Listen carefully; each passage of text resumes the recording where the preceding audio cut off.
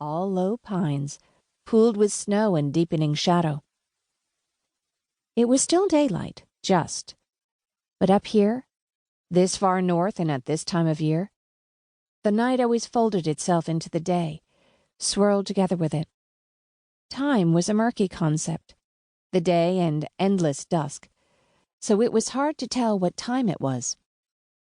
In reality, only a moment had passed since the plane had crashed, she thought. She was concussed, she thought. She struggled to her feet and inched down the gangway. She noticed that she couldn't really hear her own movement. She looked into the row of seats behind her, where her little brother had been. Nothing. She swallowed a gasp, inaudible to her like most everything else, her head jerking, casting her eyes around. But she'd heard him. She'd heard him, hadn't she? "Emily!" The muffled voice again. He was right at the back, near the snow, a little dark bundle in his black puffy jacket. She hadn't buckled him in. She'd done her own belt automatically, but not his. Stupid. Selfish. She half walked, half slid down to him, past random parcels and packages. The plane was mostly a kind of unofficial mail service.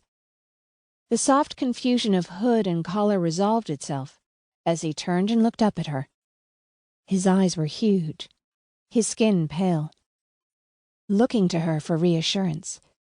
"It doesn't hurt," Aiden said, "but I'm stuck." Emily kneeled. The floor of the plane had cracked, and like two tectonic plates sliding against each other, one part of it had pushed and jutted up over the other. Aiden's leg was caught in the gap between the old floor and its new violent configuration. Emily had seen a YouTube video once of a woman lifting a car off a toddler, but when she took the slanted floor and tried to raise it higher, it didn't move at all. Aiden didn't scream, but he sort of whimpered.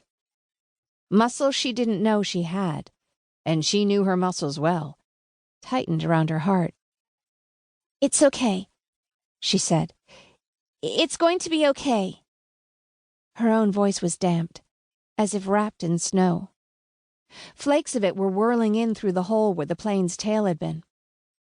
She saw a protruding metal bar, part of what had been the skeleton of a pair of seats. She prized it away from the rest of the structure, one end of it flattened, but still hard, still long. "I'm going to lever the floor up," she said. Aiden nodded. His pupils were large, frightened, animal. But they were both the same size. In Emily's ballet class one time, back in Minnesota, a girl had fallen from a lift and hit her head, knocking herself out, and matching pupils were the first thing the paramedics had checked for. Emily wedged one end of the bar into the gap, pushed it down as hard as she could, and was more shocked than she should have been when it met with a hard, jarring resistance she recognized as belonging to half-frozen earth, the ground under the plane. Then she leaned all her weight on the other end of the bar, and with a creak she felt more than heard, the raised section of floor lifted. Aiden scooted out, and as soon as he was clear, she dropped the bar and pulled him close. "Your leg?" He touched it experimentally. "Fine, I think. There's a ringing in my head, like a bell that won't stop." "Yes," said Emily.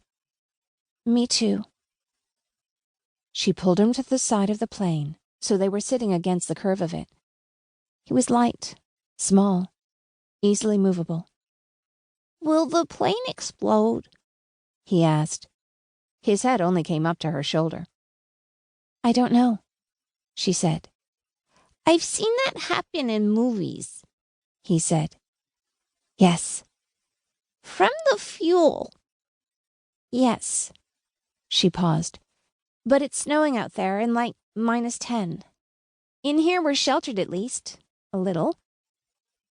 He looked skeptically at the snow dusting their clothes. "A very little." A part of Emily's mind marveled at itself.